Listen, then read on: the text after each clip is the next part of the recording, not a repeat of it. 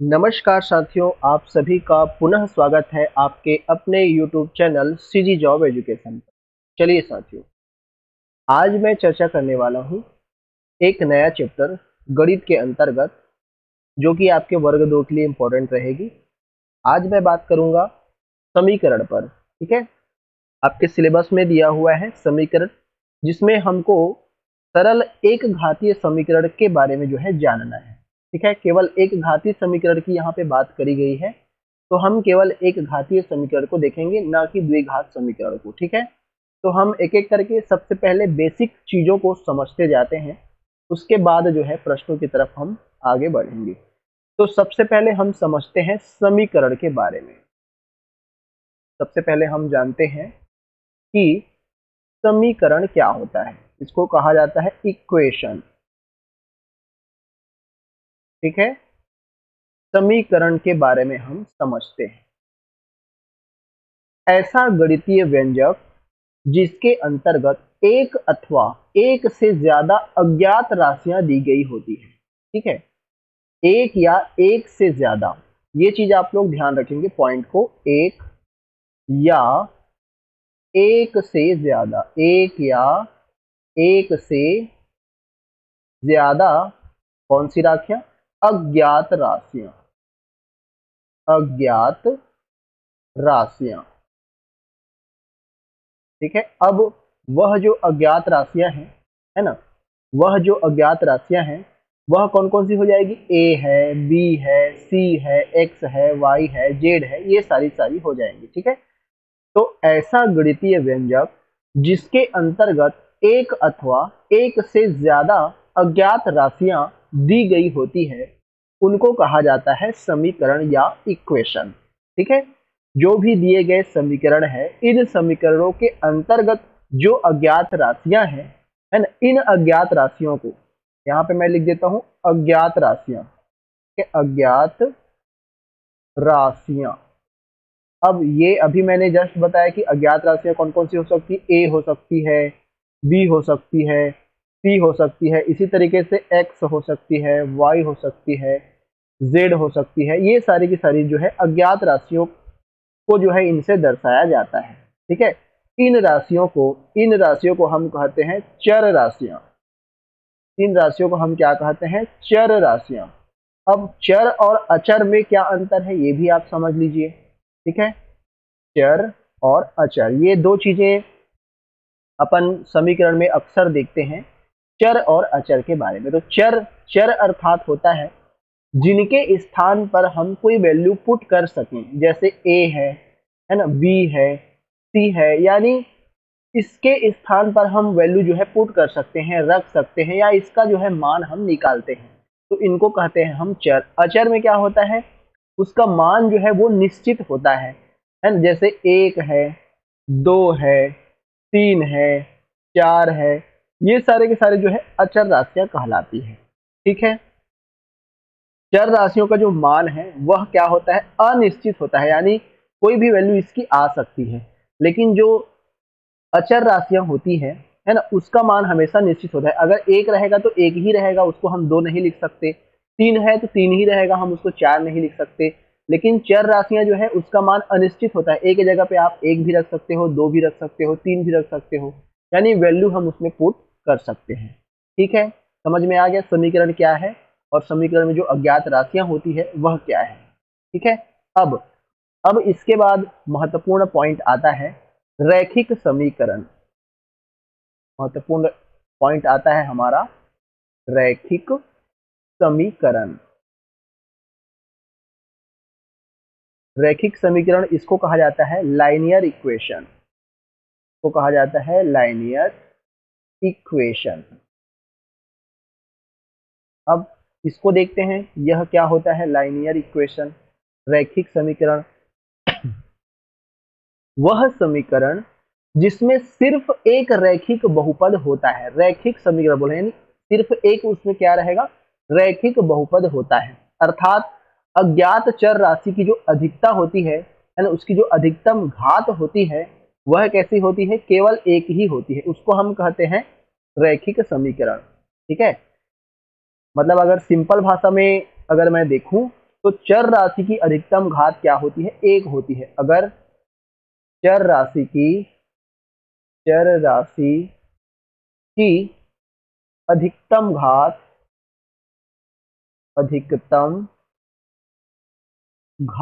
अगर क्या हो? 1 हो। ठीक है, अधिकतम घात अगर क्या हो? 1 हो, तब उसको हम क्या कहते हैं? रैखिक समीकरण कहते हैं। फॉर एग्जाम्पल के लिए हम यहाँ पे देखते हैं 4x प्लस 3। यहाँ पे देखो चर केवल एक ही है ना, उसका जो घात है वह क्या है? एक ही है। तो ऐसे समीकरण को हम क्या कहेंगे? लाइनियर इक्वेशन कहेंगे, रैखिक समीकरण कहेंगे, है ना। इसके बराबर हम 0 ऐसे भी लिख सकते हैं। ठीक है, और जैसे 4x है ना, 4x प्लस 5y बराबर 7 है, ये भी हमारा रैखिक समीकरण कहलाएगा। ठीक है, 3x माइनस 2y प्लस 7 बराबर 0, ये भी हमारा क्या कहलाएगा? रैखिक समीकरण जो है कहलाएगा। और भी बहुत सारे एग्जाम्पल आपके इससे बनते हैं जो कि रैखिक समीकरण कहलाते हैं। ठीक है, चलिएगा। इसके बाद हम कुछ और महत्वपूर्ण पॉइंट्स इसी पर जो है चर्चा अपन करेंगे। चलिए आगे बढ़ते हैं। देखिएगा, इसी रैखिक समीकरण में, है ना, किसी समीकरण के दोनों पक्षों में अगर हमको कोई भी राशि, है ना, ये कुछ महत्वपूर्ण पॉइंट है जिसको आपको याद रखना है। अगर हम किसी भी समीकरण के दोनों पक्षों में कोई भी राशि जोड़ देते हैं अथवा घटा देते हैं तो समीकरण में कोई भी परिवर्तन नहीं होता। अगर कोई भी हम वैल्यू को दोनों साइड में जोड़ेंगे या दोनों साइड में घटा देंगे तो समीकरण में कोई परिवर्तन नहीं होता। ठीक है, समीकरण में कोई भी चेंजेस, कोई भी परिवर्तन नहीं होता। ठीक है, ये एक पॉइंट आप याद रखेंगे। दूसरा पॉइंट आप क्या याद रखेंगे? अगर किसी समीकरण के दोनों पक्षों में किसी राशि से गुणा अथवा भाग कर दिया जाए तो समीकरणों में किसी भी प्रकार का कोई चेंजेस नहीं होता। अगर हम उसमें गुणा कर देते हैं या भाग कर देते हैं, हाँ, लेकिन कैसे? दोनों पक्षों में। ये महत्वपूर्ण आप याद रखेंगे, दोनों पक्षों में करना है ना, दोनों पक्षों में हमको करना है। तो उस समीकरण में किसी भी प्रकार का कोई भी परिवर्तन नहीं होता है। ठीक है, समझ गए सभी? हाँ, और भी महत्वपूर्ण पॉइंट आते हैं, उसको भी आपको याद रखना है। समीकरण में शून्य से गुणा अथवा भाग नहीं किया जा सकता, है ना। शून्य से गुणा अथवा भाग हम समीकरण में नहीं कर सकते। शून्य से गुणा अथवा भाग हम नहीं कर सकते। तो ये भी एक पॉइंट आता है, इसको भी आपको जो है याद रखनी है। ठीक है साथियों, इसके बाद एक और महत्वपूर्ण पॉइंट ये भी आप याद रखेंगे। समीकरण के किसी पद को अगर हमको एक पक्ष से दूसरे पक्ष में ले जाना है तो उस कंडीशन में सिर्फ जो है चिन्ह बदलते हैं, है ना। अगर हमको इस लेफ्ट हैंड साइड से किसी भी समीकरण को राइट हैंड साइड में लाना है और अगर समीकरण प्लस में है तो इधर जाके यह क्या हो जाएगा? माइनस में हो जाएगा। अगर ये माइनस में है, इधर जाके ये किस में हो जाएगा? प्लस में हो जाएगा। मतलब समीकरण को अगर हम दूसरे पक्ष में ले जा रहे हैं, ट्रांसफर कर रहे हैं उस पक्ष में, तो केवल उसकी क्या हो जाएगी? चिन्ह ही बदलेगी, न कि समीकरण की जो समानता है अर्थात पदों को पक्षांतर करने पर उसके मान में किसी भी प्रकार का कोई भी प्रभाव नहीं पड़ता है। ये चीज आप ध्यान रखेंगे। ठीक है, क्लियर हो गई? ये कुछ पॉइंट्स है समीकरण के, इनको आपको समझना है, याद रखना है। अब हम आगे बढ़ते हैं। इसके बाद हमारा महत्वपूर्ण पॉइंट आता है एक चर वाला रैखिक समीकरण। ठीक है, एक चर वाला कौन सा समीकरण? रैखिक समीकरण। एक चर वाला, इसी को जो है एक और नाम हम दे देते हैं एक घातीय समीकरण। इसी को एक और नाम हम लिख देते हैं एक घातीय समीकरण, क्योंकि चर केवल एक ही रहेगा, मतलब घात भी उसका क्या रहेगा? एक ही रहेगा, है ना भाई। तो इसको हम एक घातीय समीकरण भी कह देते हैं और यही हमको जो है पढ़ना है, क्योंकि आपके सिलेबस में यही दिया है ना। समीकरण के अंतर्गत एक घातीय समीकरण या एक चर वाला रैखिक समीकरण। ठीक है, अब देखो कि ये क्या होता है एक चर वाला रैखिक समीकरण। वह रैखिक समीकरण जिसमें अज्ञात चरों की संख्या क्या होती है, केवल एक होती है। ठीक है, इसमें जो अज्ञात चर हैं, इसमें जो अज्ञात चर, अब अज्ञात चर यानी x है, y है, z है ना, इन सभी की जो वैल्यू है वह क्या होती है, एक होती है। इन सभी की वैल्यू क्या होती है, एक होती है। तो ऐसे समीकरणों को हम क्या कहते हैं, एक चर वाला रैखिक समीकरण कहते हैं। ठीक है, क्या कहते हैं इसको, एक चर वाला रैखिक समीकरण कहते हैं। मैंने एग्जांपल भी आपको बताया था, 3x धन 5 बराबर जैसे 10 दिया है तो यह कहलाएगा हमारा, है ना। इसी तरीके से y प्लस 3 बराबर अगर हमको 5 दिया है तो ये भी हमारा क्या कहलाएगा, एक चर वाला रैखिक समीकरण। क्योंकि इसमें जो चर होता है अज्ञात, उसका जो घात है वह क्या होता है, एक ही होता है। ठीक है, तब इसको हम एक चर वाला रैखिक समीकरण कहते हैं, liner equation in one variable. ठीक है, चलिए अब इसमें बहुत सारे अलग अलग टाइप के जो है प्रश्न बनेंगे, आगे हम चर्चा करेंगे। अभी कुछ और महत्वपूर्ण विधियों को हम समझ लेते हैं।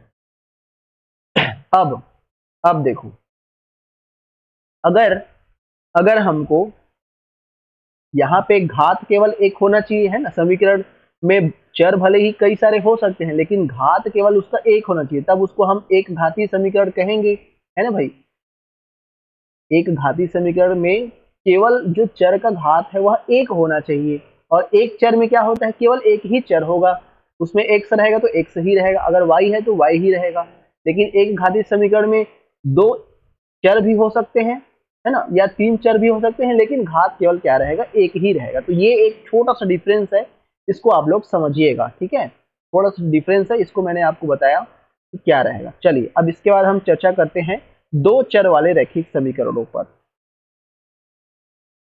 दो चर वाले रैखिक समीकरण, दो चर वाले रैखिक समीकरण, और इससे भी आपके प्रश्न बनेंगे, है ना। दो, भले ही ये दो चर वाले रैखिक समीकरण हैं, लेकिन ये भी कैसे होंगे, एक घातीय होंगे। ये भी कैसे होंगे, एक घातीय होंगे। फॉर एग्जाम्पल के लिए, ठीक है, जैसे 4x धन 5y बराबर 7 दिया है, तो देखो इसमें चर x और चर y, है ना, दो चर है यहाँ पे x और y। ठीक है, इसलिए इसको हम कहते हैं दो चर वाले रैखिक समीकरण। ठीक है, समझ में आ गया। अब आता है नेक्स्ट पॉइंट हमारा कि इन दो चर वाले रैखिक समीकरणों को कैसे हल किया जाए। दो चरों वाले रैखिक समीकरणों को कैसे हल किया जाता है। ठीक है, दो चरों वाले रैखिक समीकरणों को हल करने की प्रमुख विधियां। दो चर वाले समीकरण को हल करने की विधियां, हल करने की विधियां। तो हम बहुत सारे विधियां जो है उपयोग करते हैं, भले ही उन विधियों का नाम हम नहीं पता, है ना, लेकिन बहुत सारी विधियां हम जनरली जब भी समीकरण बनाते हैं तो प्रयोग करते हैं। तो इसमें कुछ महत्वपूर्ण विधियां हैं, तो इसमें हम तीन प्रकार की विधियों पर चर्चा करेंगे। ठीक है, पहली विधि हमारी आती है, प्रतिस्थापन विधि। प्रतिस्थापन विधि, है ना। इन विधियों को पढ़ना क्यों आवश्यक है, क्योंकि हमको पढ़ना है समीकरण, है ना, समीकरण पढ़ रहे हैं हम, और समीकरणों को कैसे हल किया जाता है इनके बारे में आपको जानकारी होनी बहुत जरूरी है, तभी ना हम समीकरण को हल कर पाएंगे। ठीक है, तो हम एक एक करके समझते जाएंगे। तो सबसे पहले हम समझते हैं प्रतिस्थापन विधि से कैसे सरल करते हैं। तो मैं आपको एग्जाम्पल के माध्यम से समझाऊंगा कि किस तरीके से हम हल करते हैं। एक एग्जाम्पल लेते हैं, 2x माइनस वाई बराबर 3 और 4x माइनस वाई बराबर 5। ठीक है, यह एक समीकरण है, ये पहला समीकरण और ये दूसरा समीकरण। ठीक है, ये दो समीकरण दिए हुए हैं। इसमें देखिए x और y यहाँ पे क्या है, चर राशियां हैं, है ना। इसलिए इसको दो चर वाले समीकरण कहते हैं। तो इनको हल करने के लिए हम प्रयोग करेंगे प्रतिस्थापन विधि, सब्स्टिट्यूशन मेथड। अब सब्स्टिट्यूशन मेथड से हम कैसे सरल करेंगे, कैसे उसको हल करेंगे, आइए समझते हैं।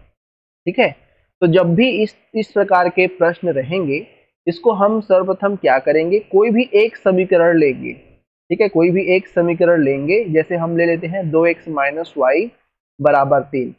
इस समीकरण को हम क्या करेंगे, किसी एक का वैल्यू हम निकाल लेंगे। किसी एक का वैल्यू हम निकालेंगे, कैसे निकालेंगे, देखो y को इधर पक्षांतर y को इधर पक्षांतर करते हैं, 3 को इधर ले आते हैं, है ना। तो 3 को इधर लाएंगे तो ये हो जाएगा 2x माइनस 3, और y उधर जाके प्लस में चेंज हो जाएगा तो y आ गया, है ना। अब देखो यहाँ पे देखो हमको एक वैल्यू यहाँ पे मिल गई y की, है ना। एक वैल्यू हमको क्या क्या हो गई, यहाँ पे y की मिल गई। अब हम क्या करेंगे, इस y के मान को इनमें से किसी भी एक समीकरण में रख देंगे। तो पहले से तो हमने y का मान निकाला, तो जाहिर सी बात है कि दूसरे समीकरण में हमको रखना है वैल्यू को, है ना। तो हम क्या करेंगे, y का मान समीकरण 2 में रख देंगे। समीकरण 2 में रखने पर, ठीक है, y का मान क्या करेंगे, समीकरण 2 में रख देंगे। अब रख दीजिएगा, ठीक है। इस वाले समीकरण में हमको क्या करना है, रखना है।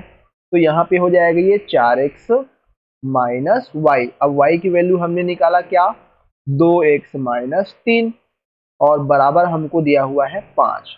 तो इस समीकरण में हमने रख दिया। अब इसको सरल करेंगे तो ये हो जाएगा 4x, माइनस को अंदर में ले जाएंगे तो माइनस 2x प्लस 3 बराबर 5। अब यहाँ से ये हो जाएगा 4x में 2x घटा देंगे तो ये हो जाएगा 2x प्लस 3 को इधर पक्षांतर करेंगे, है ना। तो ये हो जाएगा 2x, ये हो जाएगा 2x, और अब देखो यहाँ पे 5 है ना, यहाँ पे 5 है, 3 को इधर पक्षांतर करेंगे, 5 में 3 घट जाएगा तो कितना आ जाएगा, यहाँ पे 2 आ जाएगा। इसलिए x बराबर कितना हो जाएगा, यहाँ पे 1 आ जाएगा। अब x की वैल्यू हमको जो है प्राप्त हो गई।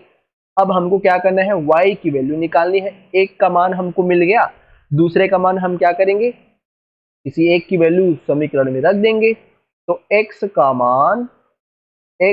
मान, अब देखो यहाँ पे हमने y बराबर माना था, तो हमने यहाँ पे y जो है माना था, तो x का मान हम क्या करेंगे, समीकरण 3 में रख देंगे। ठीक है, समीकरण 3 में रख देंगे। तो ये वाला 3 हमने माना था, तो यहाँ से y बराबर क्या हो जाएगा, 2x, 2 गुणा x की वैल्यू 1 आया था। ठीक है, तो यहाँ से ये हो जाएगा 2 एकम 2 माइनस 3, यानी y बराबर कितना हो जाएगा, -1। ठीक है, y बराबर क्या हो जाएगा, -1। ठीक है, तो और इसी मेथड को कहा जाता है प्रतिस्थापन विधि, यानी किसी एक की वैल्यू को हम प्रतिस्थापित कर देंगे दूसरे पक्ष में, फिर उसकी वैल्यू को हम किसी भी समीकरण में रख देंगे, फिर हमारा आंसर निकल करके आ जाएगा। उम्मीद है यह विधि आपको समझ में आई होगी। दूसरा विधि हम प्रयोग करते हैं, ठीक है, दूसरा विधि हम प्रयुक्त करते हैं दूसरा विधि हम प्रयोग करते हैं विलोपन विधि, जिसका हम ज्यादातर उपयोग करते हैं इसी विधि का, विलोपन विधि। जनरली हम जब भी समीकरण बनाते हैं, भले ही नाम हमको नहीं पता रहता, लेकिन इसी विधि का हम उपयोग करते हैं, एलिमिनेशन मेथड, जिसको कहा जाता है एलिमिनेशन मेथड, विलोपन विधि। अब देखो इसमें हम कैसे बनाएंगे किसी भी समीकरण को, ठीक है। तो इसके लिए भी एक एग्जांपल हम ले लेते हैं। कोई सभी, जैसे अभी हमने जस्ट करा था, सेम उसी एग्जांपल से हम इसको बना देते हैं। ठीक है, जैसे 2x माइनस वाई बराबर 3 हमने लिया था, और क्या हमने लिया था, 4x माइनस वाई बराबर 5। इसी समीकरण को हम सरल करके बता देते हैं। ये पहला और ये दूसरा, ठीक है, दो समीकरण यहाँ पे हमने मान लिया।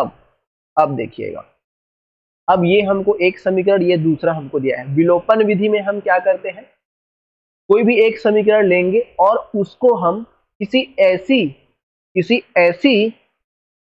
संख्या से गुणा करेंगे। ठीक है, किसी ऐसी संख्या, अब वो संख्या कैसी होनी चाहिए, अशून्य संख्या, है ना, या शून्येतर संख्या होनी चाहिए, अचर राशि होनी चाहिए, उससे गुणा करेंगे और गुणा करने के पश्चात जो दूसरा समीकरण दिया है उसके जो गुणांक है उस चर का, उसके हिसाब से उसी के समान हम क्या करेंगे, बनाएंगे, ताकि जब भी हम उन समीकरणों को घटाएं आपस में तो वह एक दूसरे से क्या हो जाए, कट जाए।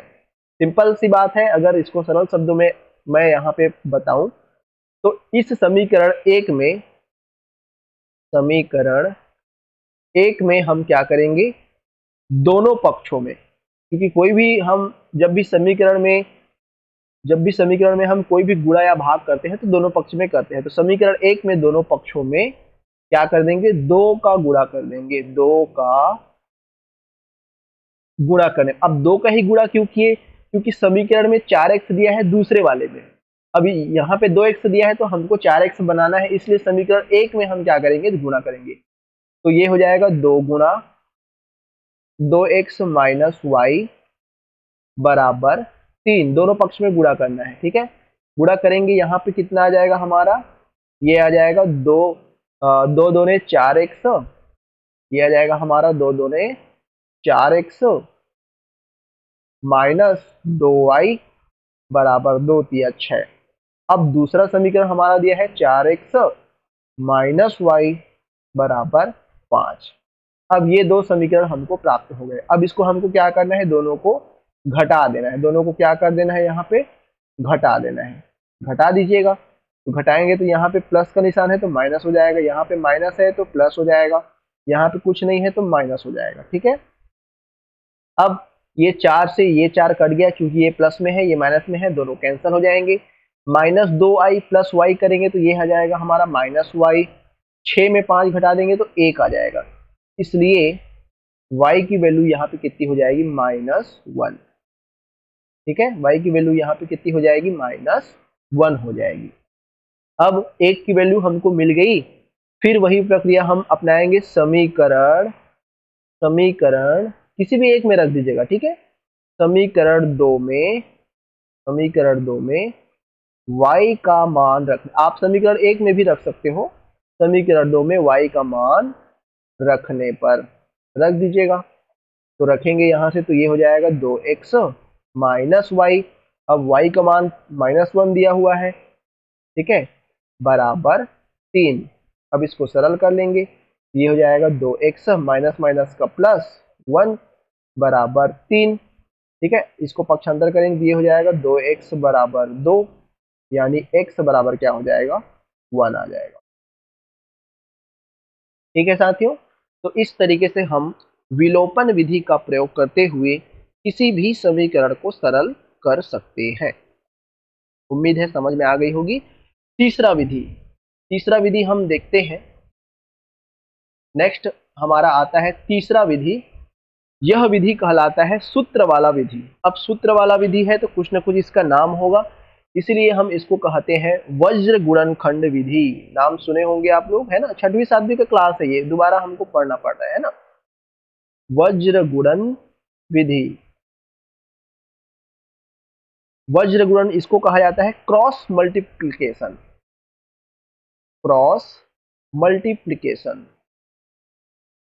मेथड। क्रॉस मल्टीप्लिकेशन यानी ऐसे, इस तरीके से गुणा करना, ठीक है। अगर चिन्हों की मैं बात करूं तो कुछ इस तरीके से गुणा करते हैं अपन, ठीक है। तो कोई भी इसमें समीकरण आपको दे दिया जा सकता है, जैसे फॉर एग्जांपल के लिए मैं यहाँ पे एक समीकरण ले लेता हूँ। इसको हम कैसे बनाएंगे वज्र गुणनखंड विधि से, इसके लिए एक फॉर्मूला उपयोग करा जाता है, अभी मैं बताऊंगा फॉर्मूला। तो यहाँ पे एक समीकरण हम ले लेते हैं, 2x माइनस 3y प्लस 1 बराबर 0। इसी तरीके से दूसरा समीकरण हम ले लेते हैं, 3x प्लस 4y माइनस 5 बराबर 0। ये भी दो चर हैं, ठीक है, ये भी सभी दो चर हैं, क्योंकि दो चर का हम यहाँ पे विधि समझ रहे हैं तो सभी इसमें दो चर ही रहेंगे। अब यहाँ पे एक समीकरण हमने मान लिया और इसको हमने मान लिया दूसरा समीकरण। अब देखिए, वज्र गुणनखंड में फॉर्मूला आपको उपयोग करना रहेगा, है ना। तो कौन सा फॉर्मूला हम प्रयोग करेंगे, देखिएगा। जब भी वज्र गुणनखंड आएगा तो हमारा जो मानक समीकरण रहेगा, है ना, मान लेते हैं कि दो रैखिक समीकरण है जो कि हमारा कौन कौन सा दिया हुआ है, a1x plus b1y plus c1 बराबर 0। तो इसी जो मानक रैखिक समीकरण मैंने जो यहाँ पे लिखा हुआ है, इसी में आपका जो भी क्वेश्चन रहेगा, समीकरण रहेगा, वह रहेगा, ठीक है, इसी रूप में रहेगा। दूसरा हम मान लेते हैं a2x दिया है प्लस b2y प्लस c2 बराबर 0। ये दो समीकरण दिए हैं। तो अगर इस तरीके से दो समीकरण, और कैसे समीकरण, रैखिक समीकरण, और कैसे रैखिक समीकरण, दो चर वाले रैखिक समीकरण हमको यहाँ पे दिए हुए हैं। तब इसका जब भी हम वज्र गुणनखंड करेंगे, ये हो जाएगा हमारा x बटे b1 c2 minus b2 c1 बराबर y बटे, ये हो जाएगा c1 a2 minus c2 a1, ठीक है, बराबर हो जाएगा हमारा 1 बटे a1 b2 minus a2 b1। अब देखो इसको, अब देखो ये आपको याद रखना है। अगर आप इससे बना रहे हैं, वज्र गुणनखंड विधि से आप बना रहे हैं, तब इसको आपको याद रखना है। अब याद रखने के लिए देखो तरीका मैं एक बता रहा हूं। देखो तरीका एक मैं बता रहा हूं। सबसे पहले तो x लिख लो, बटे कर दो, यहाँ पे y लिख लो, बटे कर दो, यहाँ पे 1 लिख लो, बटे कर दो। इतना तो याद हो ही जाएगा, ठीक है। अब यहाँ पे लिख लो BC, यहाँ पे भी लिख लो BC, यहाँ पे लिख लो CA, यहाँ पे लिख लो CA, यहाँ पे लिख लो AB, यहाँ पे लिख लो AB, ठीक है। यानी BC CA AB, ये क्रम आपको याद रखना है। अब यहाँ पे एक आएगा, उसके बाद दो आएगा, है ना। जब एक दो यहाँ पे आ गया तो यहाँ पे दो और एक लिख दो।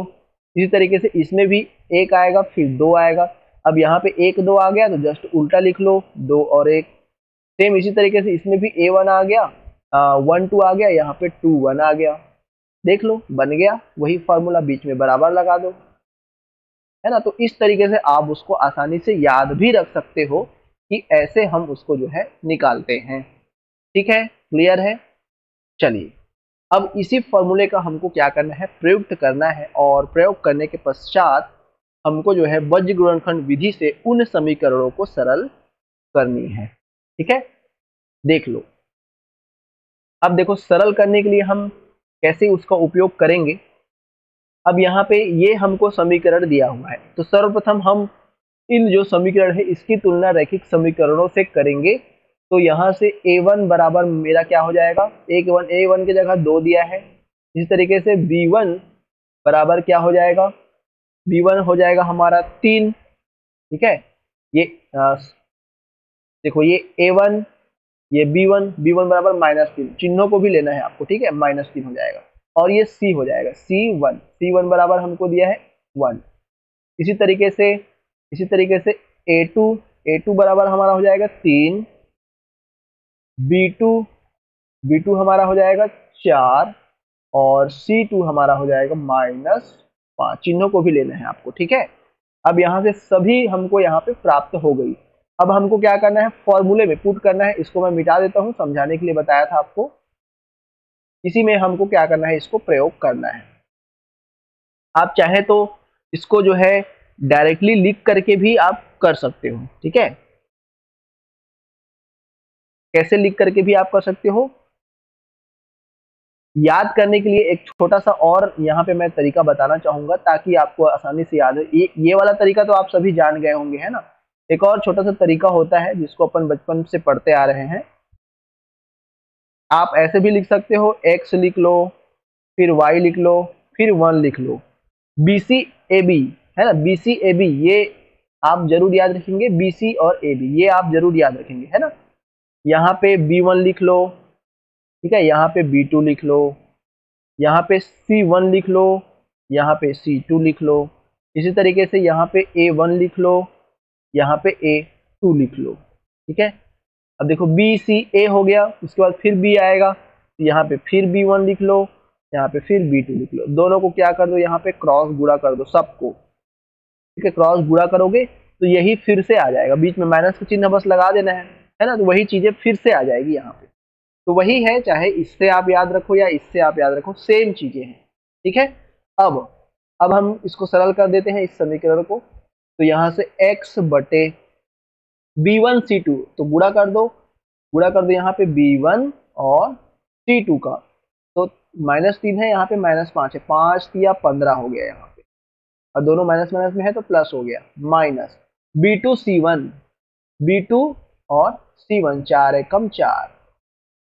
ठीक है, बराबर y बटे C1A2 1, और A2 की वैल्यू कितनी है, 3 है, 3 एक कम 3 हो जाएगा, फिर माइनस C2A1 -5 और A1 यानी 2 हो जाएगा, तो 5 दूनी 10 हो जाएगा, और माइनस में 10 होगा तो माइनस पहले से ही है तो प्लस क्या हो जाएगा, 10 हो जाएगा, बराबर 1 बटे हो जाएगा A1 B2, A1 2 और B2 4, 4 दूनी 8 हो जाएगा, माइनस A2 B1, A2 3 और B1 -3, 3 किया 9, और बीच में माइनस लगा है तो प्लस हो जाएगा। ये हमारा सरल हो गया। अब ये हो जाएगा x बटे 15 में 4 घटा देंगे तो ये हो जाएगा 11, बराबर y बटे 10 3 13, बराबर 1 बटे 9 8 17। ठीक है, ये हो जाएगा हमारा। अब ये सारी वैल्यूज हमारी प्राप्त हो गई, x बटे 11, y बटे 13 और 1 बटे 17। ठीक है, अब यहाँ से x बटे 11 के बराबर भी 1 बटे 17 है, y बटे 13 के बराबर भी 1 बटे 17 है, तो हम क्या करेंगे, x बटे 11 बराबर यहाँ पे लिखेंगे 1 बटे 17, तो यहाँ से x बराबर क्या हो जाएगा, 11 को इधर पक्षांतर करेंगे तो ये हो जाएगा 11 बटे 17। इसी तरीके से y बटे 13 बराबर भी हम लिख सकते हैं 1 बटे 17, तो यहाँ से y बराबर क्या हो जाएगा, 13 बटे 17। ठीक है, अब यहाँ पे x की वैल्यू मिल गई, यहाँ पे हमको y की वैल्यू मिल गई, दोनों की वैल्यू यहाँ पे प्राप्त हो गई। तो इस तरीके से हम इस समीकरण को सरल कर सकते हैं।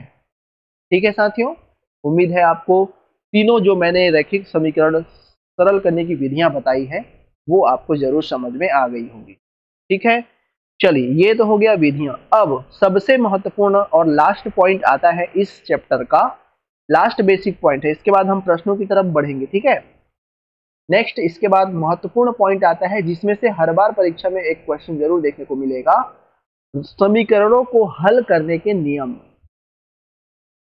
रैखिक समीकरणों को हल करने के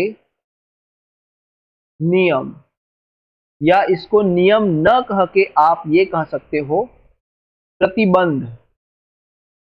ठीक है, प्रतिबंध यानी कौन कौन से कंडीशंस रहते हैं। ठीक है, कौन कौन से शर्तें आप बोल सकते हो, समीकरणों को हल करने के नियम या शर्तें। ठीक है, अब कौन कौन से शर्तें होती है, कौन कौन से प्रतिबंध इसमें होते हैं, इनको हम यहाँ पे चर्चा करेंगे। ये बहुत इंपॉर्टेंट है। ठीक है, ये बहुत इंपॉर्टेंट है। चलिएगा, अगर दिए गए रैखिक समीकरण, मान लेते हैं कि जो भी रैखिक समीकरण है, ठीक है, जो भी हमको रैखिक समीकरण दिए हुए हैं, मान लेते हैं कि इसका जो व्यापक रूप है a1x, ठीक है, प्लस b1y प्लस c1 बराबर 0 दिया है, और दूसरा रैखिक समीकरण हमको दिया हुआ है a2x plus b2y plus c2 बराबर 0। मान लेते हैं कि ये चीजें हमको यहाँ पे दिया गया है। ठीक है, अब देखो पहला कंडीशन। ठीक है, तीन कंडीशन यहाँ पे महत्वपूर्ण बनेंगे। पहला, कंडीशन पहला पहला कंडीशन यहां पे बनेगा, अगर उस समीकरण का कोई भी हल नहीं होगा। पहला कंडीशन बनता है कोई हल नहीं होगा, कोई हल नहीं होगा।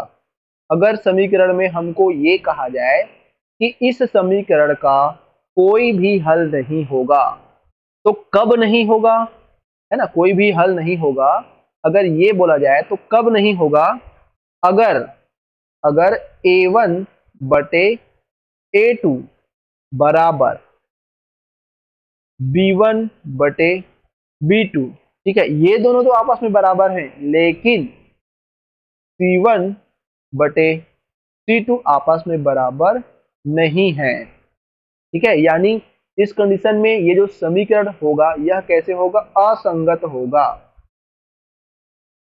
यह जो समीकरण होगा यह कैसे होगा, असंगत होगा। यहां पे लिख देता हूं इसको, और भी यहां पे आ जाएंगे। ठीक है, यह समीकरण कैसे होगा, असंगत।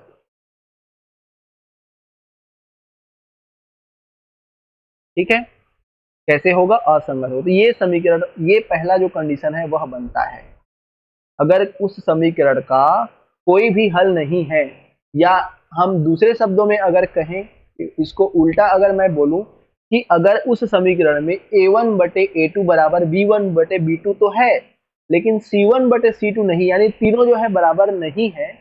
दो अगर बराबर है तो ठीक है, अगर तीसरा बराबर नहीं है या कोई एक बराबर नहीं है, तो ऐसे समीकरणों का कोई भी हल नहीं होगा, और ये समीकरण कैसे होंगे, असंगत होंगे। ठीक है, ये समीकरण कैसे होंगे, असंगत होंगे। दूसरा कंडीशन,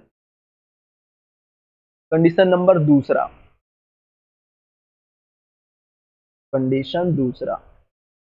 अब दूसरा कंडीशन में देखिए क्या होता है, अनंत हल होंगे, अनंत हल होंगे, अनंत हल होंगे। कब कब होंगे अनंत हल, तो इसके लिए भी कंडीशन हमारा लागू होता है। ठीक है, कब अनंत हल होंगे, अगर अगर a1 बटे a2 बराबर है b1 बटे b2 के, और ये भी बराबर है c1 बटे c2 के, यानी सभी जो है क्या है, एक दूसरे के बराबर हैं। ठीक है, तो यह कैसे कहलाएगा, आश्रित कहलाएगा। यह कैसे कहलाएगा, इसको हम समीकरण को क्या बोलेंगे, आश्रित। ठीक है, कैसे बोलेंगे इसको, आश्रित बोलेंगे। नेक्स्ट पॉइंट आता है, नेक्स्ट पॉइंट आता है कंडीशन नंबर तीसरा, कंडीशन नंबर तीसरा, कंडीशन तीसरा। अब देखो तीसरा कंडीशन, तीन कंडीशन टोटल बनेंगे। तीसरा कंडीशन क्या होगा, एक अद्वितीय हल होगा, एक अद्वितीय हल होगा। कब कब होगा एक अद्वितीय हल, अगर अगर अगर a1 बटे a2 बराबर b1 बटे b2 नहीं है। अगर a1 बटे a2 और b1 बटे b2 का मान बराबर नहीं है, तो उस कंडीशन में उस रैखिक समीकरण का हल कैसे होगा, अद्वितीय होगा, और समीकरण कैसे होगा, संगत समीकरण होगा, संगत होगा। ठीक है, समीकरण कैसे होगा, संगत होगा। तो ये तीन कंडीशन आपको पूछ जाएंगे, इस कंडीशन को याद रखिएगा, आने वाले प्रश्नों में यह काम आने वाले हैं। हम तो रैखिक समीकरण सरल करेंगे ही करेंगे, साथ ही साथ हम ये भी जानेंगे कि उन समीकरणों का हल कैसे होगा। तो इसमें बहुत सारे अलग अलग टाइप के प्रश्न बनेंगे, है ना।